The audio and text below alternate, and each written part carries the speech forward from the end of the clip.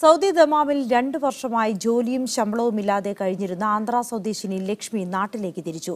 വീട്ടുജോലിക്കാരിയായി എത്തിയ ലക്ഷ്മി 2 വർഷമായി ശമ്പളം മുടങ്ങിയപ്പോൾ പിന്നീട് അഭയകേന്ദ്രത്തിലെത്തി സാമൂഹ്യ പ്രവർത്തകരുടെ സഹായം തേടുകയായിരുന്നു.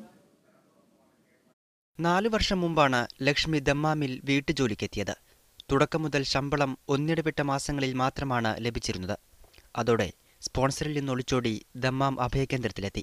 ലേബർ കോർട്ട് കേസ് കൊടുത്തു. ലേബർ കോർട്ട് കേസ് അവിടെ നിന്ന് ലേബർ കോർട്ടിൽ നിന്ന് ഹൈക്കോടതി പോയി. ഹൈക്കോടതിയിൽ നിന്ന് വിധിയായി. ഇവരുടെ 2 വർഷത്തെ ശമ്പളം കൊടുക്കാൻ പറഞ്ഞ വിധിയായി. സ്പോൺസറുടെ സിസ്റ്റമൊക്കെ ബ്ലോക്ക് ചെയ്തു മഹ്കമ തൻഫീദിൽ നിന്ന്. എന്നിട്ട് വന്നില്ല. പിന്നെ സിസ്റ്റം ബ്ലോക്ക് ചെയ്ത് 4ാമത്തെ ആഴ്ചയാണ് പൈസ കൊണ്ട് കെട്ടാൻ വേണ്ടി അയാൾ കോടതിയിൽ വരുന്നത്. കേസ് നീണ്ടുപോയതിനാൽ 9 മാസം അഭയകേന്ദ്രത്തിൽ കഴിയേണ്ടി വന്നു ലക്ഷ്മിക്ക്.